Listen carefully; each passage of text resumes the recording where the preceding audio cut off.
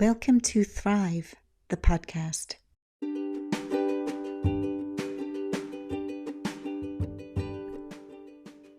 Welcome to Thrive, the podcast, where I'll be talking with guests who've created extraordinary results in business and life through listening to and following through on their intuition in the face of logic, reason, and rationale, to demonstrate why your inner navigation is the most important advisor you'll ever meet.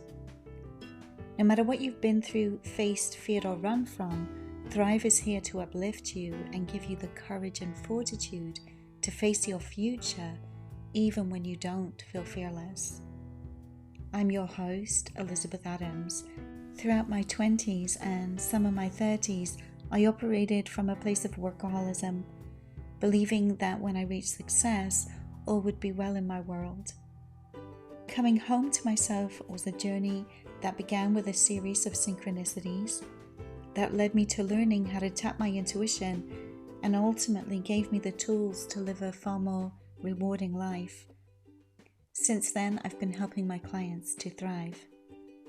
No matter what you're up against, grief, depression, unfavorable circumstances of any kind are only ever a starting point on the way to realizing the life you were born to live.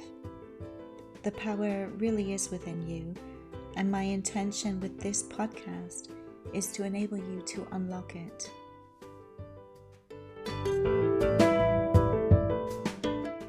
So Vanessa, welcome to Thrive, the podcast. Hi, lovely to be here. Yeah, it's great to have you on. I wanted to share, I saw a recent post of yours where you were talking about a client that you've been working with who had blood pressure issues and his transformation. Just to let the audience know, you've been working in transforming people's health for quite a little while now, and you do a lot of celebrity, a lot of TV. But what was going on in your life before you became a transformational health coach? What was it that drew you to that? So I think going like right back to the beginning, and being a kid, I think some of the key things there were loving food. Very, very important. I've always been this massive foodie, and just adore different flavors, sweet treats, eating was very much celebration as well for me and my family. There was always an abundance of food. We would be mortified if someone left the house hungry, that kind of place. After a dinner party, you'd be rolled out the door, that sort of place. And I adored food, and I still adore food. And I also now, it's okay, how do we make sure we're adoring food, celebrating our cultures with food, but also doing that in a way that supports our health and the planet as well. But yeah, as a child, always really loved food. That was very, very important. And then started as a teenager, sort of when I was about 14, I kind of got to what was probably like my heaviest. It wasn't like I was super overweight, but I was lucky in that when I was younger, I was very academic. Didn't really feel like I had a ton of friends at school, if I'm honest, but that's completely fine. Lots of friends now, and I think a lot of people have got that experience of school, but I didn't really care that much about what I looked like, if I'm honest. And then when I kind of hit 14, 15, some of that awareness started coming in. Some of that, I was at an all-girls school as well.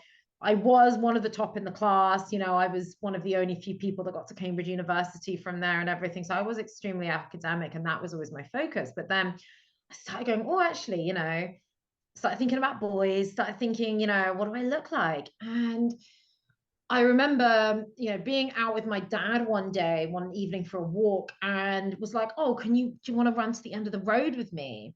And, what started off with, running the odd bit of path with my dad on a walk turned into running 7 miles a day, on very little food, and, really turned into extreme dieting, turned into what was pretty much a starvation diet by the time I was 16. And then that turned into a binge eating disorder. And, that was because I couldn't handle the starvation, partly because, and I know it's not funny, but I found it funny in myself that I couldn't handle the starvation. I had to go for the binge eating because I love food. And that was, both were painful. And I will glamorize nothing about these sorts of issues at all. There was nothing glamorous about it at all. I just want to pause there for a moment, because this is probably for that age group of young women still an issue today, right? There's also eating disorders. I say in inverted brackets, because what you is, what did you understand it was underneath that behavior? I think it's a very interesting one to kind of unpack, and yes, it's so common. And what I call it now, because there's so many different levels of it, is that so many people, even if they present as normal and they look normal in bit inverted commas, a lot of people have what I call disordered eating. So there can be some people where, like, they kind of seem healthy, their weight seems, in inverted commas, fine. There's no, you're not going to define normal and fine. But they're in that huge diet mentality. They're scared of food. There's all these things happening. There's some starvation and some binging, which might make their body look almost normal because they're kind of not under eating or overeating, but it's very disordered. And it's a huge problem. And it's a huge problem. And I meet people even in their 70s who are saying, like, they're still terrified of holidays, terrified of birthdays. They are still thinking about everything they eat. And these are women in their 70s saying, and that they've been like this for years. And it really is so deeply sad. Men suffer from it as well. I'm not saying this is just women, but the amount of energy it takes away from people's life and purpose. If I think about the energy people take every day, being scared of a food, thinking, what am I going to eat? What am I not going to eat? Even being scared of eating out, that's a huge energy drain from your life. It's really serious, but we often don't think of it in those terms because people don't walk around saying to each other every day, like, oh, I've been thinking about food all day, by the way. So when we go back to you at 16 and you'd got yourself into this binge eating cycle, thank you. What started to unfold from there? I think I got so far, and look, I remember the exact moment I decided to change, and that is a moment that led me to what I'm doing now. I was in a situation where I'd binged so hard while I was babysitting for someone. They must have noticed that all their food was gone by the time they got home, but they never said anything. And I had this moment, which was almost like an out of body experience, where I was kind of watching myself and watching the pain I was in. And I realized at that moment that I couldn't actually live like that anymore. And I was like, and I'm terribly isolated and lonely. No one really knew what I was going through. I was also, one of the few people in the running to get to Cambridge University. I had all this pressure on me, which wasn't necessarily a bad pressure as well. I loved the academic side of things, but, I had presenting one side to the world of me being, top, sensible Vanessa, and then this other side that felt completely out of control and was extremely unhappy and isolated. And I decided, right, I'm not going to do this anymore. I'm not going to do this anymore. I better go apply my intelligence to this. I better go figure this out because I can't live like this. So from the next day, I was like, okay, let's be sensible. But I had no idea what that looked like. I had no idea what a normal behavior, normal person looked like. And I had decided I was going to be a normal person now, whatever that means. And I was like, oh God, what does that look like? And, some depression did hit in at that point because I'd decided, I think before I was living such in fight or flight. And then I was like, right, let's face everything and become normal. And that's when, I had to go get some counseling, figure things out. And I decided to go on a journey and go, okay, this has got to be quite practical. I'm either starving, then I'm binging. I have no idea whether I'm hungry or when I'm full. I have no idea how to safely maintain a healthy weight for the rest of my life. So I'm going to figure out, okay, what foods are going to fill me up and are going to be enjoyable and are going to not make me want to binge at 10 o'clock at night. I'll go and figure this out. So that's when I started doing this deep dive into nutrition. mostly, first of all, based on like, okay, like, how do I just make sure I'm full and can enjoy food? And also a very important question was, how can I enjoy cake and not put on lots of weight, but not want to binge on 20 donuts? Like, how is this going to work? So that was a really important turning point for me. And I also really wanted to be healthy. You know, still love doing exercise, but I also very clearly was like, I don't want to run 7 miles a day. Like, this does not make sense that to stay a healthy weight, I have to run 7 miles a day. So I started busting a lot of these myths for myself that, you know, people still haven't had busted now. People being told, oh, you better go to the gym and burn all those calories if you want to stay a healthy weight. When actually, you know, we know now that actually nutrition is going to account for 80%, if not more, of us staying a healthy weight. But I was sort of busting it back then for myself, because I was going, this can't be right that I have to run 7 miles a day. It must be in the food. Mm-hmm. So that, there's lots more that happened in between that and now, but that's a huge part of why I want to help people with healthy eating, to say you can thrive, you can enjoy food, you can celebrate, you don't have to be restrictive, you don't have to have cheat days, you don't have to portion things out, you don't have to weigh things out, you don't have to, oh, it's the size of my palm and all of this kind of stuff. You don't have to do that. Like, one of the biggest things, yeah, I got freedom for myself from food or food addiction, and that's a huge part and one part of what I do today. But I mean, tell us about that, breaking the addiction cycle, because, you know, addiction is addiction because typically it's not hard to break the cycle. It's hard to break the cycle. That's why addiction is addiction, because of the challenge of breaking the cycle. Yeah. So, you know, how did that unfold in your life?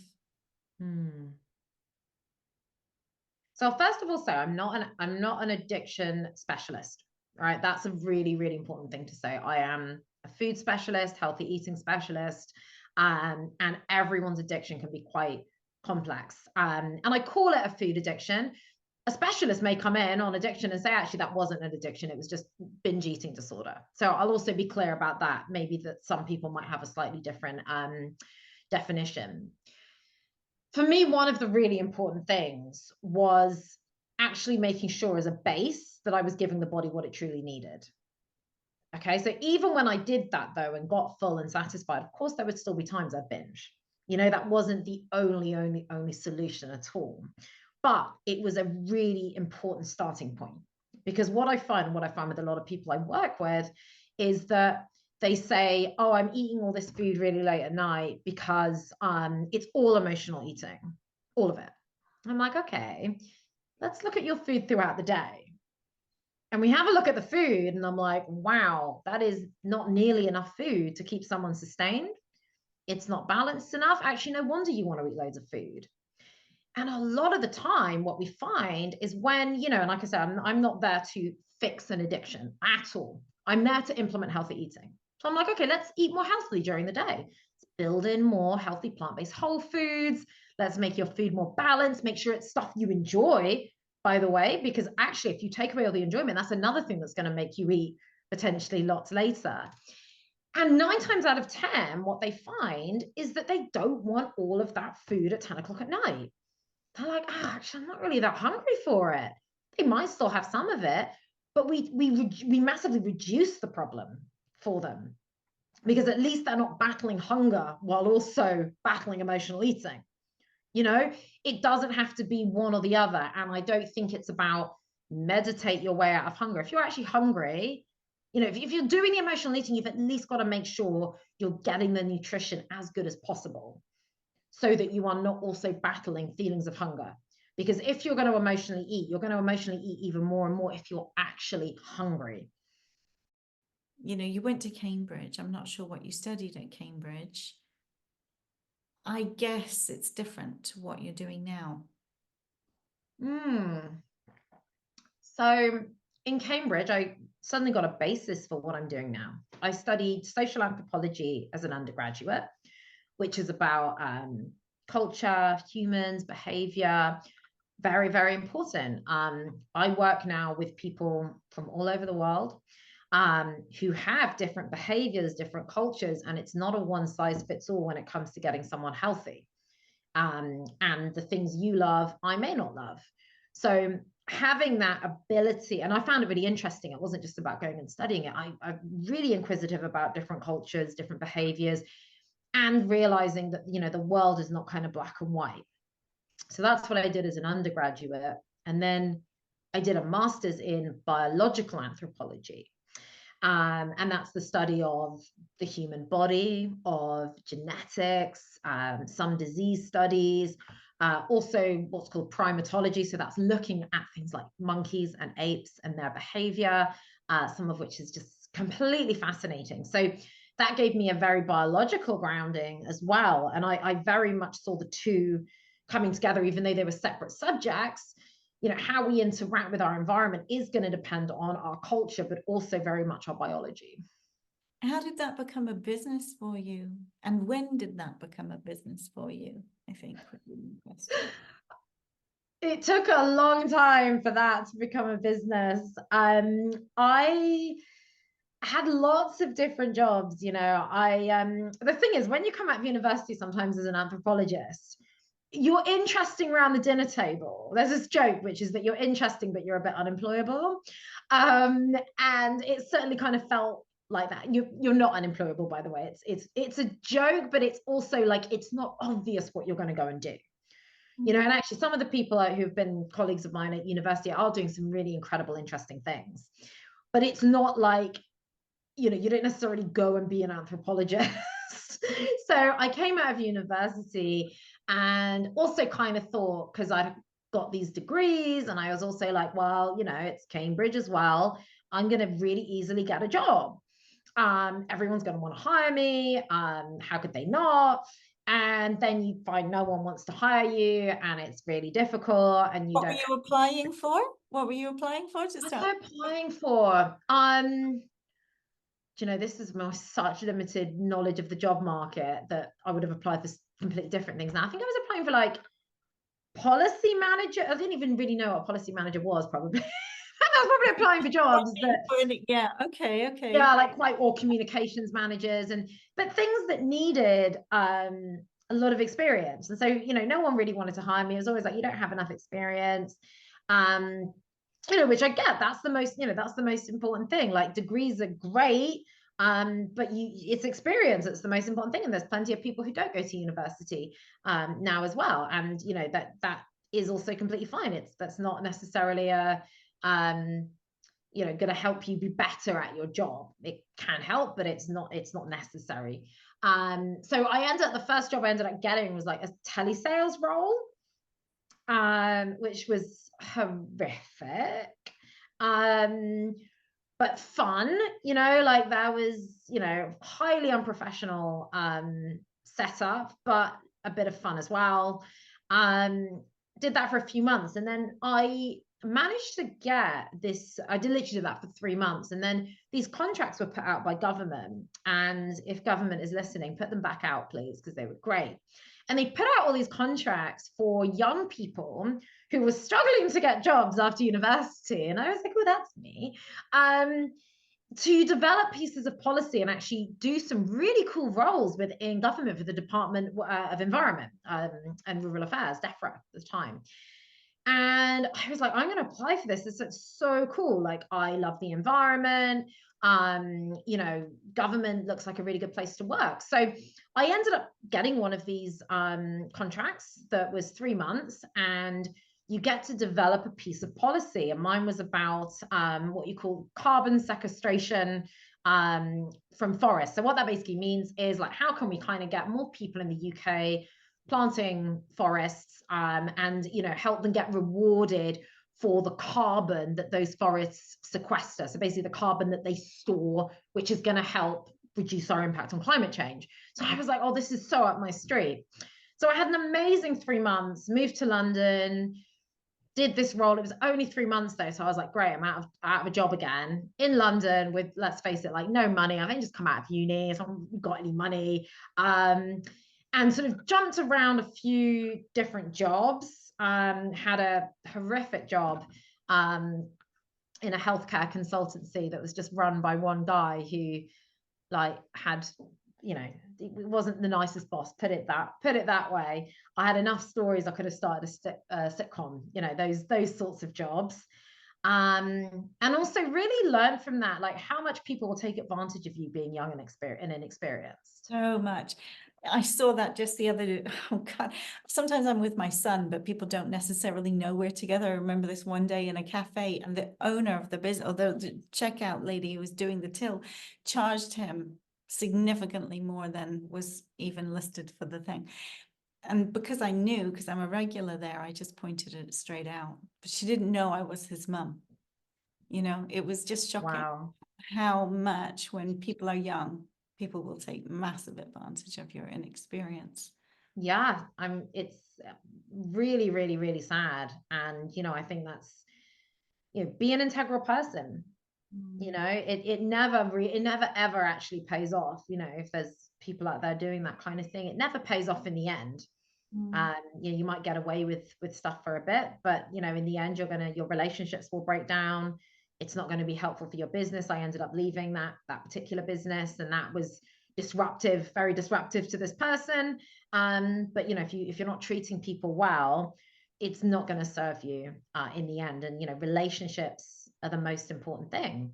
And actually, you know, in terms of that workplace, this is a story for sort of, you know, that comes a bit later, but I ended up as a workplace change manager doing behavior change in workplace, because sort of I went from, you know, that particular job, then was a sustainability consultant for a couple of years, which was very interesting because it was for a farming consultancy that does some really great work. But you know, I was really banging the drum on saying sustainability and climate change, yet I thought I was living in a way that was conducive to that.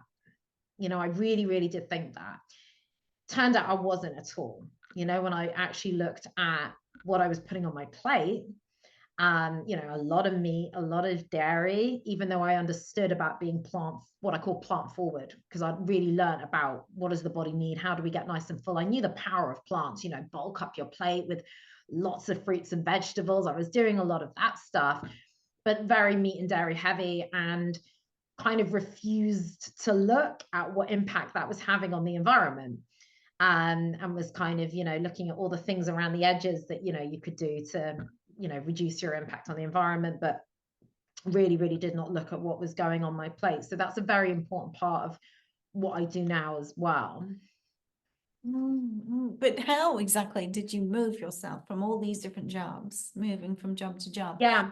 to it becoming an actual business for you? Because, you know, that for a lot of people, they have a skill, they have a talent, they have a power. It doesn't necessarily translate to a business all the time. So what was that journey for you?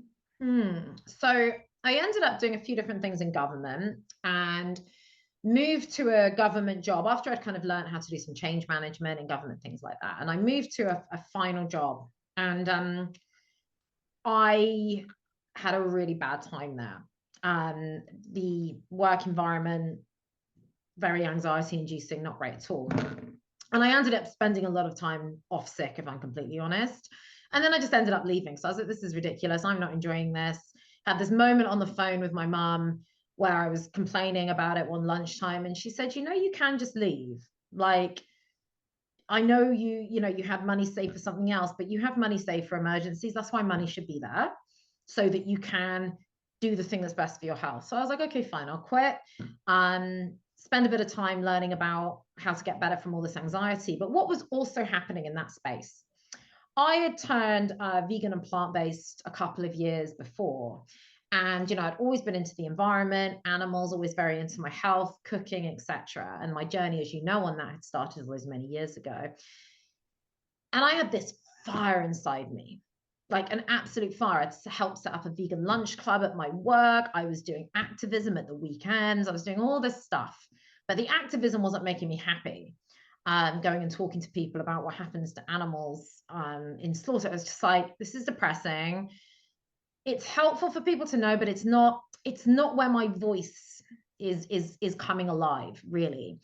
And I was at a party during the time that I had quit my job, and I met this girl there, And she was also vegan. She was one of the only vegans in that group. And she already had this recipe website.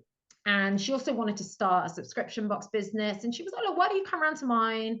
Come and hang out, come and make some nice food with me and my partner.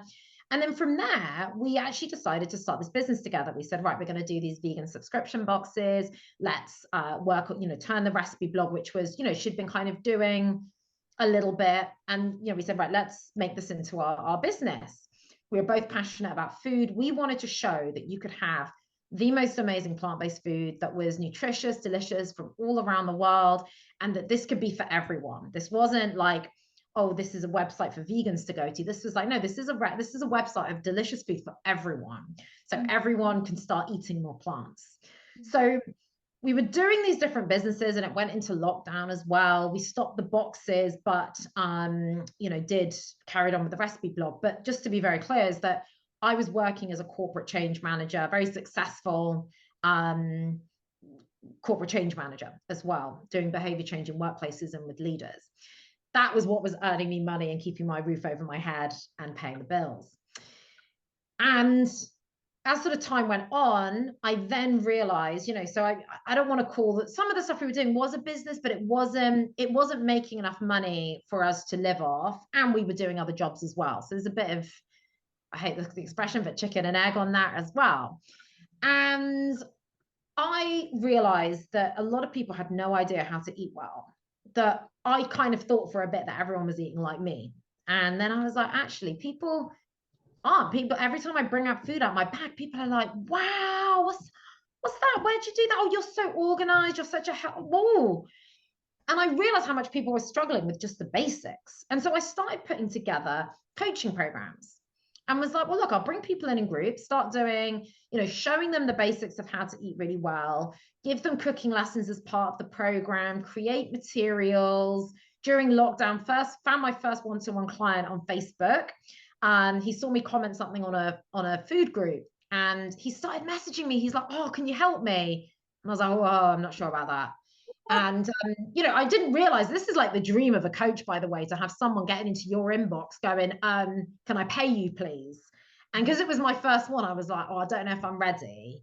And then I was like, do you know what? I'm gonna do it. And, of course I need to start coaching people and create material and everything. So that was the journey of how I sort of started, was like, right, I'll start coaching him, started getting some money from him. We're still doing other stuff on the side. And that just really grew and grew. I went from, a couple of one-to-one clients, then started creating these big group programs, then moved to more, as I got more well-established and people were getting amazing results, moved to more of the one-to-one stuff I do as well. And then that in itself then converted to speaking engagements, going, I had all this, really, really good background in behavior change, training materials, working with people at every level. I knew how to do food from every different cuisine. The moment someone says they don't like something, I'm like, cool, we've got an alternative. Well, what are the foods you love? Right, let's develop it around that. Taking the knowledge I had of these different things and the knowledge of nutrition and, what are the foods we need to include? How do we do that? How do we make sure it's not a diet? How do we get full? How do we explain the science very simply to someone so they can actually apply it and not become a biochemist? Because that's what we want. We don't want people to be biochemists. We want them to be able to put healthy food on their plate. And so it was from that transition, I eventually just left the recipe blog business. The blog is still there. My ex-business partner still has it. And that's more her dream. And, as I sort of started doing what I'm doing more, I always had this dream from when I was younger that I wanted to be on TV and like on stages more. And I never knew in what capacity. It's like, I'm going to be talking about something, but what am I going to be talking about? What's my thing? And, that manifested into me going on TV and talking about healthy eating, sustainability, plant-based eating, junk food, that kind of stuff, which has just been amazing and a dream for me, because when I also do it, I'm there thinking, right, how can we help people get healthier? How can we bust those myths? How can we take them out of diet mentality? How can we create more freedom for people, planet, and animals? And that's the passion and the fire I go on there with, as opposed to, yeah, fine, of course, it's good for your profile, it's good for your business. But in the end, it's about, you know, what is the change I want to make in the world? If I get the opportunity to have that many eyes and ears on me at that time, I want to make sure there is a positive change coming from that.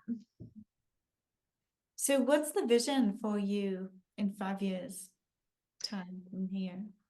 Vision for us. So slowing down in some ways, and yeah, having a family, that's very, very important to me. But more speaking, more media. You know, I know I can get that message out a lot further, that while one-to-one is great and is exciting and the transformations are amazing, you know, I have a limit in how much I can give to one-to-one in terms of my time. But the speaking engagements, which is an area I do quite a lot of, there is such an opportunity to have positive impact. If all it does is plant lots of seeds and helps people get directed to the next thing they need to go to, that is really, really positive. I was going to ask you, sorry, what's the business that you would grow around that? I mean, if one-to-one it has its limits, you know, what will people be able to receive from you other than the listening to you?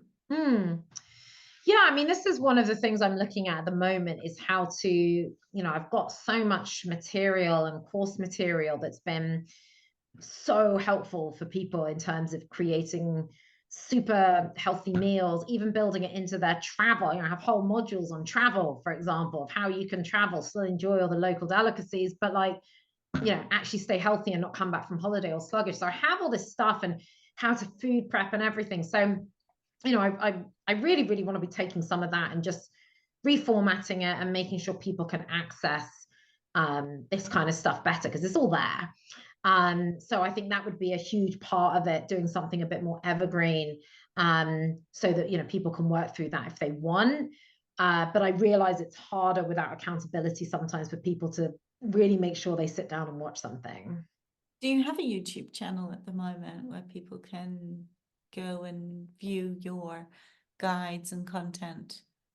So I have a YouTube channel that I mostly use to put up my media, but if people want to get free, I've got free videos and health advice in my Facebook group, which is called How to Go Plant-Based. So people are very welcome to go in there. There's lots of recipes, there's lots of videos on different things. So there's a load of free content. And then I've got a load of other stuff that's my client content as well. Okay. But I do want to be repurposing some of it into shorter courses for, you know, for more people to access as well, because there's, you know, so much information there, so many things that will help and things that have transformed people's lives in terms of the information that's there. Yeah, I guess it's also, it can be overwhelming, the amount of choice people have, you know, from different, and often that advice is conflicting. And, you know, how do you choose what's actually a right fit for you? What works for someone doesn't work for someone else. It's not a one size fits all. How do you approach that in the way you work with people? Yeah, so I think the sort of not a one size fits all always needs some nuance. Now we're all still humans, you know, one of us isn't a giraffe.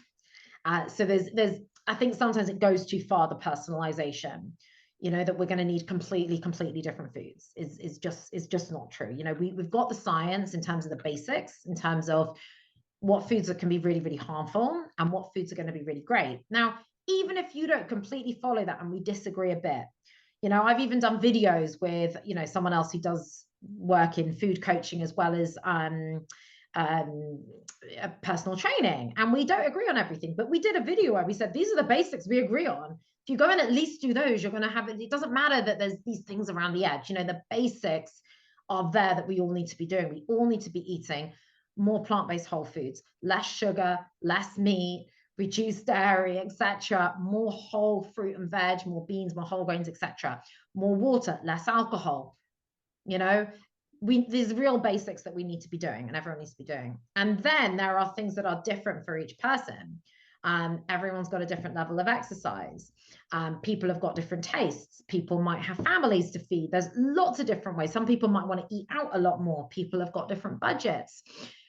Women who are menstruating or have a hormonal cycle, what you need at different points of the cycle is going to be different. I'm just coming up right now to the end of my menstruation phase. So I'm just coming into the end of my period. I've needed more food in that time before my period and on my period. I'm going to now coming to the phase where I'm going to have more energy to do more exercise, and I'm not going to need as much food. So there's an adaptation. This whole we're the same every day is not true. You know, and that's true of everyone. It's not just true of a woman who's on her cycle, but it's an example, you know. So there's these different things that we might be doing. Now, some people might have an intolerance or an allergy. You've got to account for that, but there's so much food available and so many options that, you know, that's something I'm never worried about at all. But I think the thing that's very important in terms of accounting for different things people need is making sure people can take action that is progress for them. So what I always do is I get people to take pictures of their food, not so I can judge it, but so I can see, like, where are we at? And make sure we can find the easiest wins within what they're doing to help overcome some of their problems. So, for example, and, you know, I get some people who say, I'm self-proclaimed lazy, give me the shortcuts. Even with the shortcuts, they can make amazing strides. You know, I've had people massively reduce their fibromyalgia pain, people lose weight sustainably, never dieting again, just from my 1 hour sessions where we look at their food. I give them some insight into why the food they're eating probably isn't supporting their health goals. And then we make really easy changes based on that. But I'm also not there to say, this is the exact amount of each food you need. And actually, what's amazing when you're eating more plant-based whole foods is you're bulking out so much with, we should be with the fruit, the vegetables, the leafy greens, the whole grains, the beans, etc., especially with that fruit and vegetables, that your body, it's easier to listen to your body's signals. And your body is able to get full without you going, oh, well, I've eaten the number of calories I'm meant to eat. You know, we actually don't need to do that. So we can actually trust ourselves more. So we are less in this position of, oh, well, this app has told me I need to eat exactly this at exactly this time. And if I, you know, still want to eat a bit later and I'm over my calories, then I'm clearly the most terrible greedy person. And I should be ashamed of myself. We don't need any of that stuff. We have to, you know, what I do is give people the tools to understand better what they want and need, and give them the tools and the basis for eating healthily, as opposed to these are the exact things that you're going to have each day. I was going to ask you about that. You know, I think there's an app called the Zoe app, and I've seen Stephen Bartlett and people like that advertising it. You know, you're meant to put some kind of patch and it measures what you're eating and tells you whether that's a good fit for your biology or not. I was just curious, you know, what's your view on those types of things? So I think some of them can create awareness, and I think that can be helpful. But I think what's important to remember for anyone, whether you want to go and do that sort of thing or not, and there's been some really cool research that's come out of Zoe, and they've got people eating more fruit and veg, and I think that's really important. You don't necessarily, though, well, you don't at all. You don't need an app to start going out and buying more fruit and vegetables and doing the basics. You don't need like personalized data to tell you to go and eat more healthily and tell you to cut down on the foods that are not so healthy for you. You know, go and do that anyway. Okay. If you are really interested in the rest of the stuff, fine. You know, and for some people, it has got them like looking and going, actually, yeah, I will eat more of that food. That kind of makes sense. But just go and do the basics as well. You know, really consider, what will this give me? Maybe it is the right fit for you. But go and do the basics and start eating more healthily. You don't need loads of data to go and do that.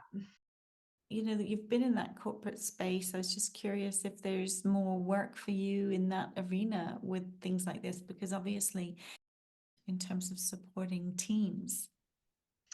Yeah, thank you. A big part. So that's some of the work I already do. And in terms of the speaking, that's a big component of that as well, going into workplaces. But what I'd love, and sometimes workplaces, they don't want to do loads with you to begin with. They're like, oh, do a talk and then let's see what else. But I am actually doing some work in workplaces where I'm doing my power hours for them, for example. So I'm doing some of that one-to-one work with them where the employer pays for some of their people to have those. The same with like a football team. You know, I worked with a football team and they got some of their players to come and do these hours with me so that we could change their nutrition. which had amazing results, reduced period pains, more energy, better sleep. It was incredible. And similar with some of these workplaces. So, I would love it if workplaces would do more work with me outside of the talks. And I've had these conversations with workplaces. Sometimes it's very interesting that I'll be very clear with them and say, look, okay, fine, bring me in to do a talk. Cool.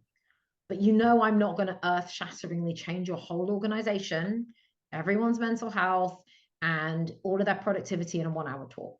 We'll change a lot. And when it got to the end of this 1-hour talk with one of the organizations, they said, oh, actually, an hour's not very long, is it?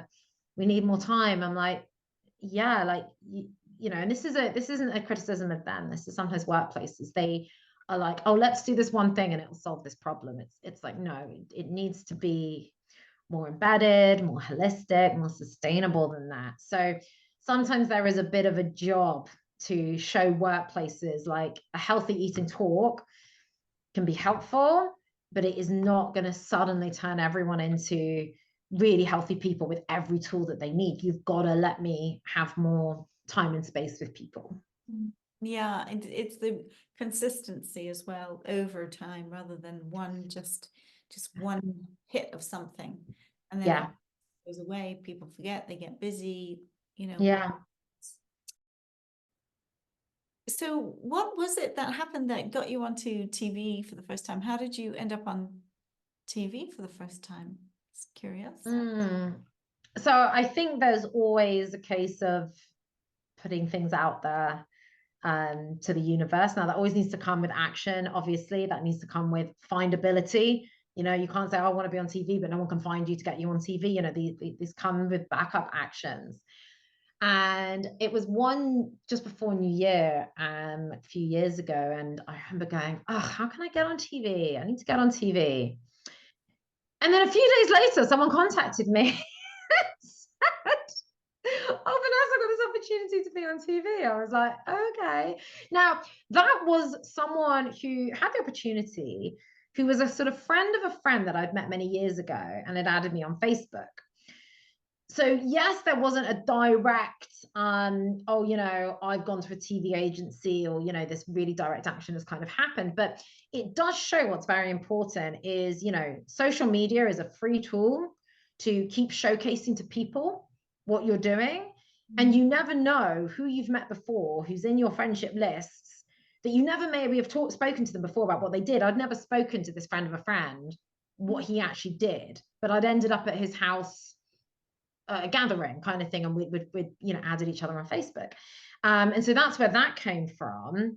But then, very importantly, just for anyone else who's thinking of being in, wants to get on media, wants to get on things, is make sure when you do go on media and you get on media that you are good, clear, and reliable, because they will not ask you back if you're not. I end up back on TV because they know, if I say, yes, I'm going to be there, I will be there. Making sure you are energized and perform well and in the right space is really, really important. And that you're kind of as much as possible media ready, so that those opportunities continue for you and that you nurture those relationships that you've gained. All righty. Well, thanks again for coming on, and I will put everything in the show notes and people can find you from there. Great. Thank you so much for having me. It's been a pleasure.